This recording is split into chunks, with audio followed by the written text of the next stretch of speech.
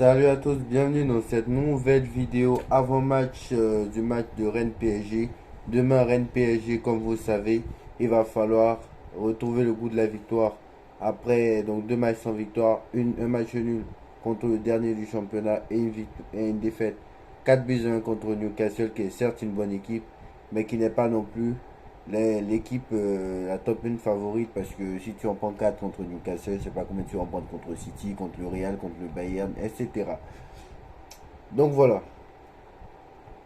Bon, j'ai vu une équipe quand même mercredi assez décevante.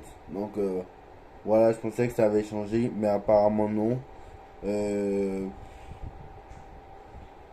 Luis Enrique déjà repasse à ton 4-3-3. Et je pense qu'il y a beaucoup de choses qui changeront. Voilà. Tu verras que ton équipe sera beaucoup plus équilibrée. Parce que là, pour l'instant, 7 matchs de Ligue 1, 3 victoires, un nul et 3 défaites.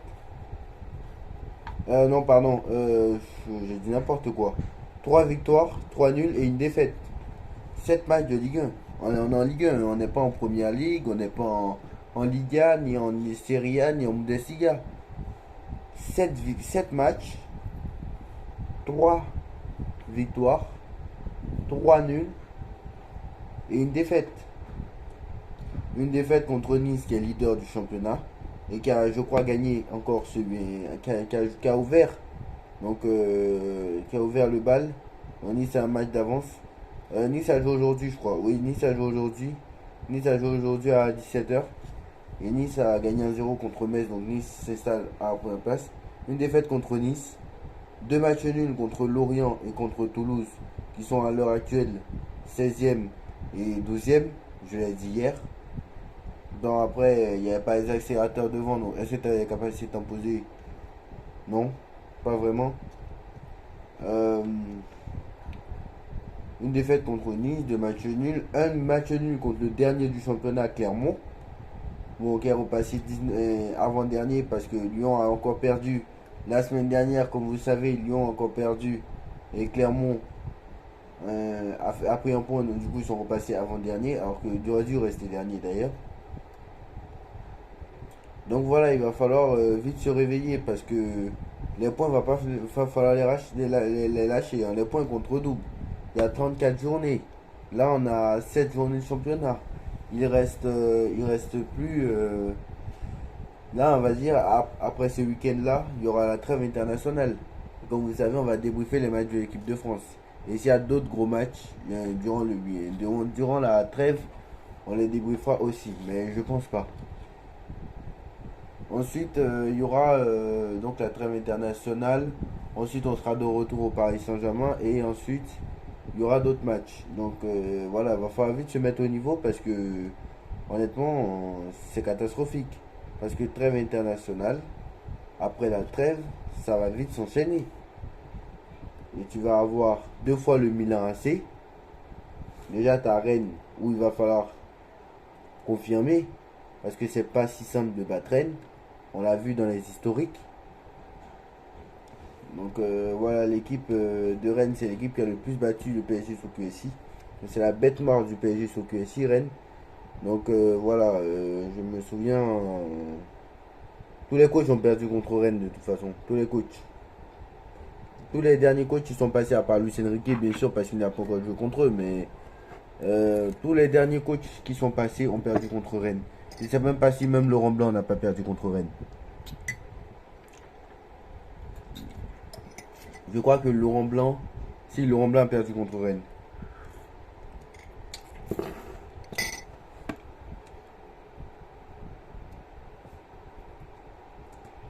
Je vais voir, mais je crois que Laurent Blanc a perdu contre Rennes.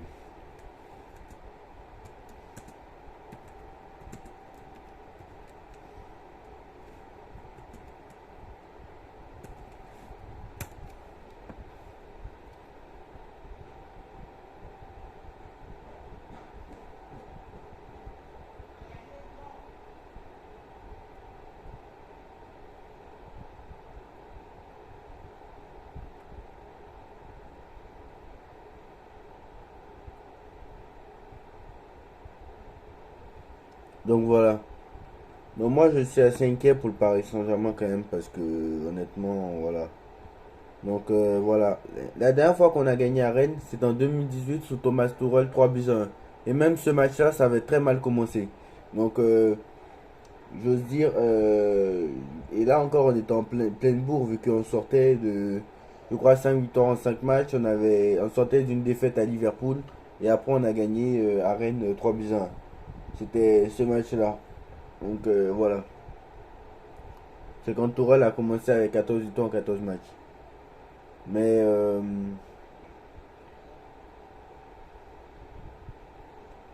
vous ne pouvez pas jouer. Et Luis Enrique, tu ne peux pas jouer en 4-2-4. Plus jamais tu me refais un 4-2-4. Repasse dans ton 4-3-3 et je peux te dire qu'il y a beaucoup de choses qui vont aller mieux. Tu tentes des choses depuis l'OM, ça ne marche pas. Repasse à ton 4-3-3, frère. Ou Asensio, c'est parce qu'il est blessé. Parce que moi, j'ai l'impression aussi que Asensio manque beaucoup à cette équipe, hein, c'est sûr. Mais il va falloir maintenant faire quelque chose. Parce que moi, je suis désolé. Il va falloir maintenant faire quelque chose. Moi, je suis désolé.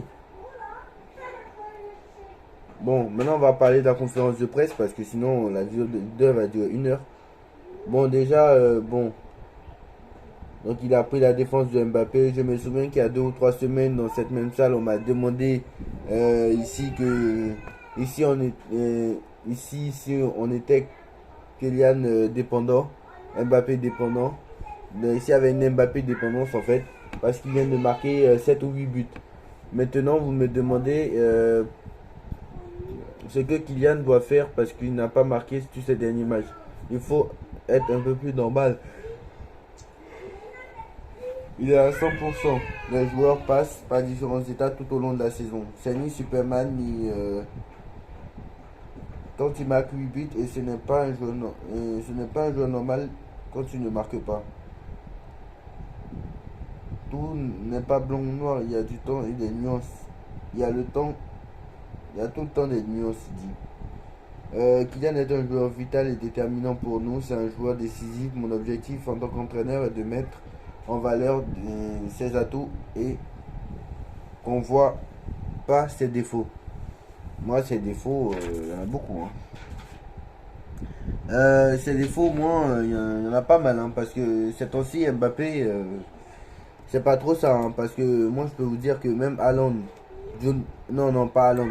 Alors, c'est Haaland, il est un peu disparu des radars. Mais Jude Bellingham est 100 fois meilleur qu'Mbappé à l'heure actuelle. Avez-vous vu le match de Bellingham encore cet après-midi?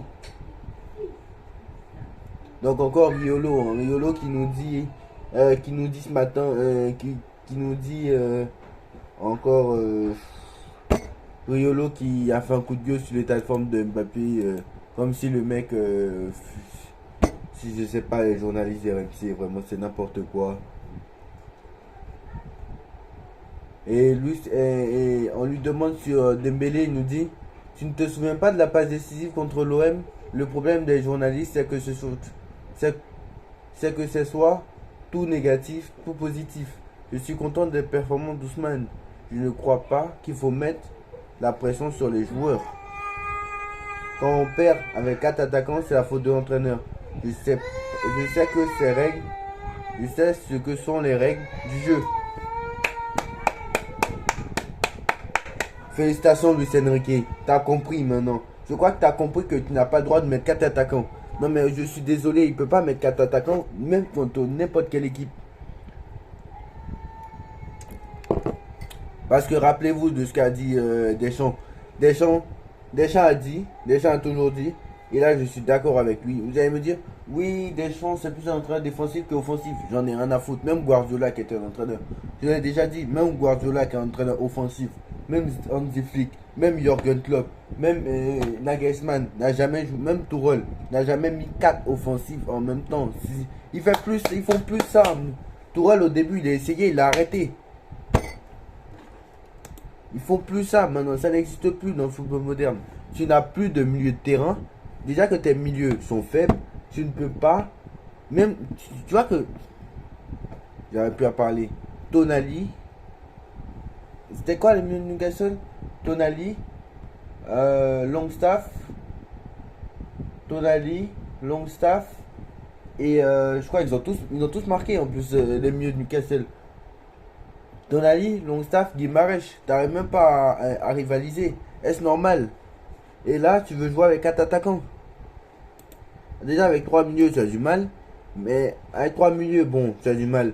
Tu avais la position de balle, donc on voyait pas. Mais nous, on voyait quand même que c'était léger pour la Ligue des Champions, on en avait dit. On voyait quand même que c'était léger pour la DC. Mais le mec, non. Non, bah, j'ai pas besoin de mieux de terrain supplémentaire. Bah, je pense que la défaite de Newcastle va te faire réfléchir. Encore faut-il que tu prennes conscience. Parce qu'apparemment, c'est juste parce que. C'est juste parce qu'ils étaient trop forts, hein, Newcastle. Sinon, apparemment, tes joueurs ont fait un excellent match. Non, mais attends. Donc, Luis Enrique sur ses idées de jeu. On fait toujours des ajustements. On veut avoir le ballon plus souvent que l'autre équipe. On travaille sur plein de choses. Nous avons un staff qui aime bien donner des infos aux joueurs. On travaille sur la même longueur d'onde. D'accord? Mais est-ce qu'on te dit pas que tu mets ci sur le terrain, tu mets lui sur le terrain, tu mets lui sur le terrain? Est-ce que c'est pas ça aussi? À voir. Luis Enrique a les pleins pouvoirs, on va voir ça. Parce que apparemment non. Alors juste on va faire un tour sur le point médical. Donc le point médical à ce jour. Donc Nuno Mendes, Marco Asensio, point d'équipe MB. Donc qui sont sur le point médical. Kimpembe, pardon. Mendes, lui, il a été opéré avec succès et donc il a été opéré avec succès la semaine dernière. Et donc il a été opéré avec succès la semaine dernière et ne reviendra pas avant mars-avril. Le milieu offensif espagnol, quant à Marco Asensio, lui poursuit son processus de reprise, il sera de retour après la trêve internationale. Et quant à Kipembe, lui, il poursuit son semaine de reprise et bientôt de retour. Mais Kipembe, je ne sais même pas s'il va avoir la place pour jouer. Mais après, vu la faiblesse de la défense, bon après, bon, moi on m'a dit Skriniar c'est un rock défensif, mais il a une caravane dans le dos, le mec. Moi je préfère Kipembe s'il revient à un bon niveau, bien sûr, parce que apparemment, soi-disant, Kipembe il est meilleur que quand t'as Marquinhos à côté de lui. Donc on verra, mais Marquinhos, vu son match contre Newcastle, s'il se reprend pas contre Rennes, il va aller sur le banc, le mec.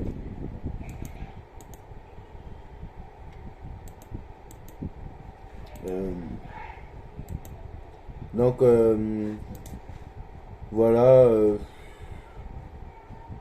Sur le 4-2-4. Ah oui, sur le 4-2-4, je sais pas s'il a mis un 4-2-4. Donc sur le 4-2-4, il nous dit, vous savez depuis combien d'années je suis entraîneur de haut niveau? Plusieurs. Parfois l'entraînement parfois l'entraînement fait des erreurs. Parfois, parfois l'entraîneur, bon ils ont mal écrit, hein, mais parfois l'entraîneur fait des erreurs. Parfois ce sont les joueurs. Je dois chercher la meilleure façon de jouer. Le football est un jeu d'erreurs pour tous. On fait tous des erreurs. J'ai confiance en ce que je vois. Je suis convaincu qu'on va réussir. Bah, si tu insistes contre le 4 sur le 4-2-4, ça va pas marcher. Moi, je peux te le dire, hein. Si tu insistes sur le 4-2-4, ça va pas marcher.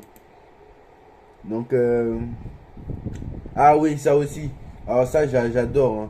J'ai l'impression que le mec est en train de répéter ce qu'est en train de faire Pochettino, Tourelle, ce qu'a fait Tourelle, Pochettino et tout ça. Il nous dit, je retire le positif. J'ai aimé notre attitude contre Newcastle, même si on a fait des erreurs. L'adversaire a été très efficace. Le calendrier à venir ne change pas grand-chose à notre préparation.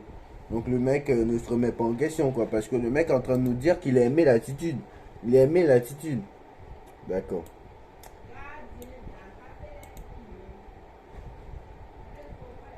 Donc sur Rennes, il nous dit que Rennes est une des meilleures équipes du championnat, parmi les meilleures du championnat sans aucun doute. On aura la possession. On aura la possession. C'est ton style de jeu, Luis Enrique. Mais cette équipe peut nous presser. On devra bien défendre et bien presser. Joueurs de très haut niveau. Ils ont des joueurs de très haut niveau. Ce sera très intéressant. Donc Voilà, sur Ousmane Dembélé, qui joue en 10. Pour jouer en 10, il faut changer de système. Avec nous, il joue sur le côté.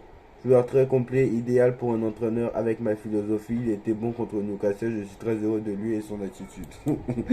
Non, non, mais attends. Non, mais attends, je rêve, hein, je rêve. On voit. Attends. Je sais que j'ai des lunettes et que je suis à moitié aveugle.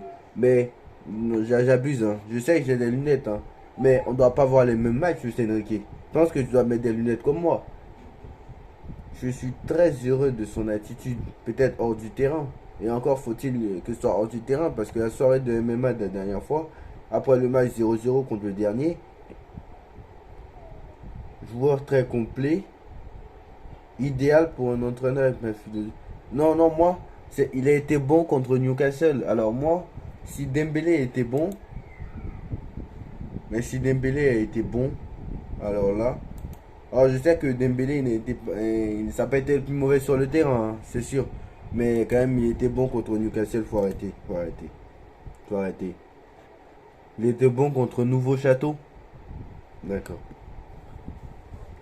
Euh, donc sur le mondial 2030, il nous dit, je pense que pour les joueurs, le fait de devoir se déplacer comme ça, ce n'est peut-être pas la même chose en termes de récupération. Mais en tant qu'Espagnol, je suis très content. Donc je vois l'Espagne est parmi les candidats pour la Coupe du Monde 2030, donc on verra. Donc si ses ambitions, il nous dit il faut que les idées de jeu permettent de dominer le match. On veut obtenir des trophées, je n'ai pas peur de le dire. Si on n'y arrive pas, je serai le coupable. Voilà. Mais c'est clair, même tu l'as dit mercredi, tu es le premier responsable. Donc déjà repasse à ton 4-3-3 et il y a beaucoup de choses qui vont changer. Voilà. J'ai aimé l'attitude. Moi c'est ça. Moi, c'est ça que j'aime pas. Il dit qu'il a aimé l'attitude de ses joueurs contre Newcastle. Il a aimé l'attitude de ses joueurs. Tes joueurs ont été catastrophiques. Après, c'est ta faute aussi. Parce que, à la limite, c'est toi qui es sur. D'accord, c'est eux qui sont sur le terrain. Mais toi, t'as fait quoi? T'es repassé en 4-3-3. On était déjà à 10 minutes de la fin. Non, mais attends, à un moment donné, il faut arrêter. C'est pas comme si tu menais 3 buts à 1 contre Clermont ou contre Toulouse. Et encore faut-il que.